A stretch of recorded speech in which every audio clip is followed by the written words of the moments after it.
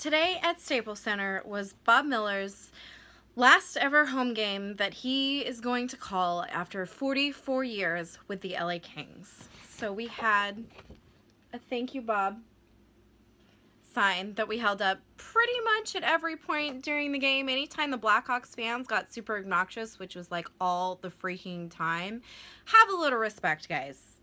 The game today had absolutely nothing to do with points or playoffs, since the Kings have already clinched not making it and the Blackhawks had already clinched top of their division.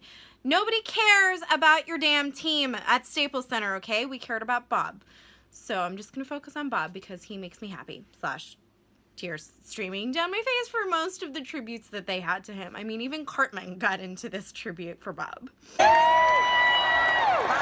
you and your angelic, sweet, and amazing voice will be missed. Let's make some noise, King fans! Thank you, Bob! Thank you, Bob! Thank you, Bob! Thank you, Bob! So it was a very bittersweet game to be a part of. It was so lovely to see Bob kind of back at home for one last time. The Kings didn't give him a lot to celebrate for the first couple of periods. Jonathan Quick certainly gave him stuff to be excited about. He made some spectacular saves in the first 5 minutes. At one point, he was like on the ground for a good 30 seconds and still managing to stop everything that came his way. It was amazing. But of course, like 2 shifts after that, we decided to give up a goal on a bad turnover. Shocking. Gosh, the Kings haven't done that in a while. Oh, wait, they do that all the time. Yeah. So disappointing, like 6 minutes in, we're already down. It's an afternoon game. Everyone's already super emotional because of Bob. And the Kings are just like, I'm not really sure I care about this game because the Blackhawks are fast and they're really good, and we're just like, gonna chase them around a little bit. So it was disappointing first period, to say the least. There were a few penalties that the Kings probably shouldn't have taken, but it did restore my faith that the Kings can do something well, and penalty kill is it. I guess of all the things you could be good at, that makes sense that it's the penalty kill for the Kings. So they did that really, really amicably, actually. For the first, amicably isn't the word. I think it was the second power play they had, or possibly in the second period. Second penalty kill. Wow, Bob has made me emotional. I can't say words. We had about 3 shorthanded breakaways in a row. One was Dustin Brown, and he couldn't quite get it. The defenseman got to him before he could get the shot off. And the second was Jeff Carter, who went 5-hole, which usually actually is a good move on Crawford, but that didn't work. And the third was Carter, and he dropped pass back to Pearson, but Pearson couldn't quite get the shot off either. So we actually had a stellar penalty kill. It was about the only good thing that we had to talk about for the Kings, because they were not really showing up very much at all in the first 2 periods, at least. The second period was like a total snooze fest. Apart from killing some penalties fairly well, we had a power play that just, made me want to cry for a completely different reason. God, our power play is terrible. It's predictable. We have terrible puck movement. It's always behind the nets, half of our play, and it's so easy to see why we don't score on them. First 2 periods, Kings couldn't score to save their lives. It was thoroughly... I can't even be depressed at this point, because it's all the Kings have been doing on their power play pretty much all season. So it was really just par for the course until we got to the third period. Now that is where everything started to get exciting. The Kings finally woke up. At the third period is what, like 5 o'clock? So I guess they're like, this is around the time where they'd usually be warming up and stuff for games. So I don't know. But anyway, they came out in third and things were pretty different. They had a power play about 2-ish minutes in, and after a flurry of, it wasn't even saves that Crawford made. It was like he made the first one really well, but he was overextended to his right, and then there was a huge empty net on the left, and we still couldn't score into it. And that first shot, you're like, damn, how did Crawford make that save? And then the second shot, oh my God, how did the Kings not put that in an empty net? And then after like 3 or 4 attempts at that scramble at the net, you're like, how are the Kings not going to score? We have to score at least one for Bob in his final home game, and then we did. Still don't quite know how that happened. Probably the Blackhawks were still scrambling, because this is immediately following the like 3 or 4 attempts of me screaming, "Oh my God, just put the damn puck in the net. Why is this hard?"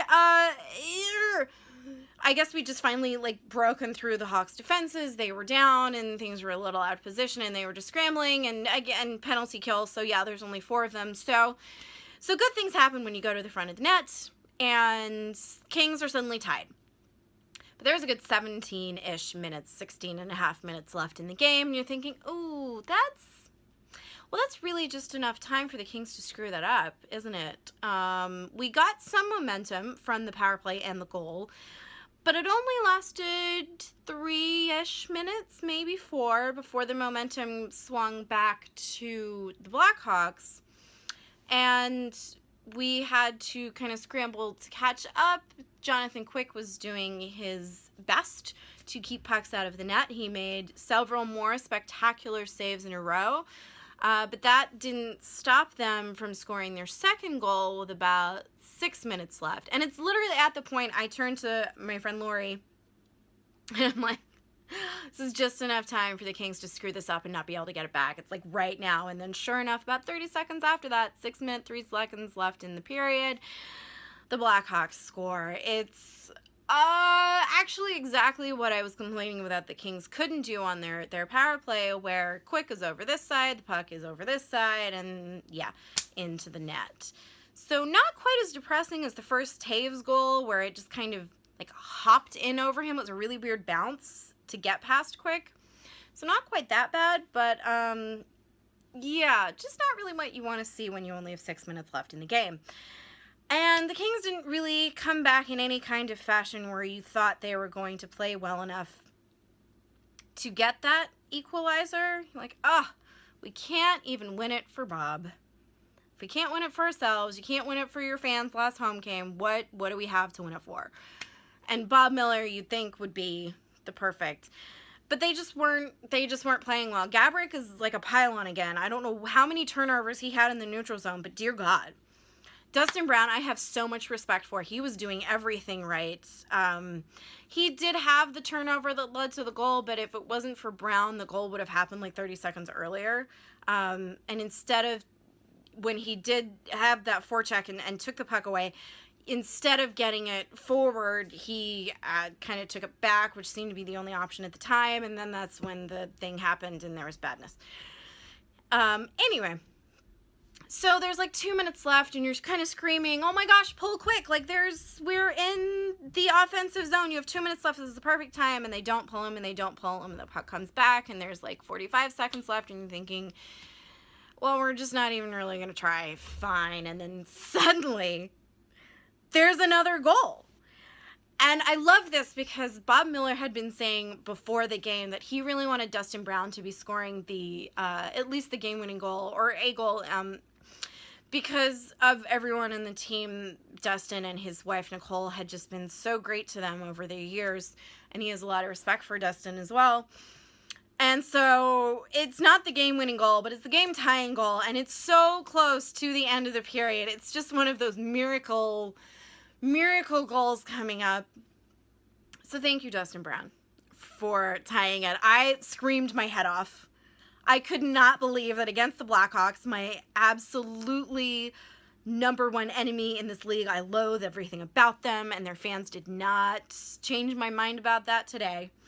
So close. So we tie it, we basically skate out the rest of the like 40 seconds left in the third period, and we go to overtime, which is my favorite time. Oh, and I forgot to mention, they put Bob Miller up on the Jumbotron with about 1 minute to go. Like, this is Bob's last minute at a home game where he's going to be calling this, and that must have done it. I don't know how well you can actually hear the commentators, and I'm sure you can't see the Jumbotron from down in the ice, but that turned it around. So they had him up on the screen, watching kind of, and then the game there, he was in like a little corner. So that happens. We go into overtime. Bob's up again, and it takes 37 seconds for the Kings to win the game. Yes. I know it doesn't mean anything, but but I don't care because it was the Blackhawks and it was Bob Miller. Wow, he has beautiful shots. I love when the Kings get to overtime. They're almost undefeated. It's the only time where they're on the ice where I'm like 97% sure that they're gonna score and win the game. And they had the first rush, easily took care of the Blackhawks' first rush, and then coming back down, and they had Crawford beat, and they knew it, and Bob Miller just goes crazy, and I'm just so happy that the Kings were managed to pull off that for his final home game, because that's a game that I know most Kings fans are going to keep on their DVR forever. I certainly am. And just what a lovely tribute to Bob for his final home. He has one he's calling tomorrow against Anaheim. But obviously they're not going to have quite the same send-off that we had. I'm going to leave you with obviously some Chris Sutter dance cam because we would be remiss. And if things go the way I assume that may be your last Chris Sutter dance cam as well. Anyway, yeah. But I'm also going to leave you with some of the highlights from inside the stadium, or at least Bob's final words to the fans as a thank you for our tribute to him. But really, Bob, thank you for everything that you have done. That's an incredible career. I don't remember a time where Bob and Jim were not calling Kings games for Fox Sports West. So your legacy is well intact, Bob. Thank you for everything. And yeah, you will be dearly missed. This has been an outstanding day for me and my family, and one that we'll never forget, and want to thank a lot of people here at Staples and with Kings Management and Jude's Entertainment Group and Fox Sports West. Everything they've done for us and everything they've done for this day, outside and here inside. It took a lot of cooperation from a lot of people to get this done. And who cooperated more than the Kings with an overtime victory over Chicago?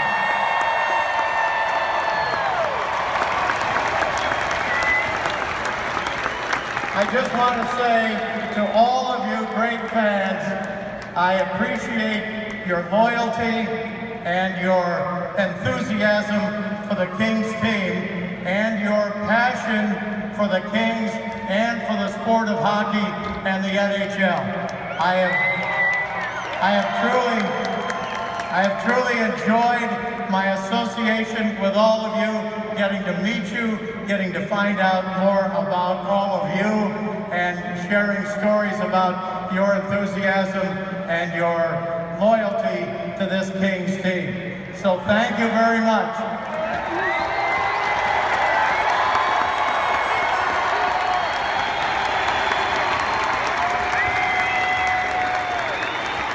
We've got one game left to go tomorrow at Anaheim.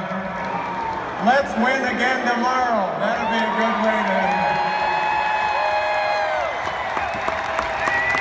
At this time, we're going to present, I've always wanted someone to say, Bob would give you the jersey off his back. And I finally get a chance to do that here today. So we're going to present this jersey.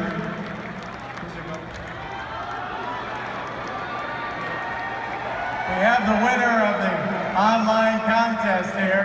He's going to get the jersey. They didn't give me your name. What's your name? Felipe, sir. Felipe, congratulations to you. And I will sign that for you. And ladies and gentlemen, again, thank you for all your kindness, all your comments, your cards and letters. You're great.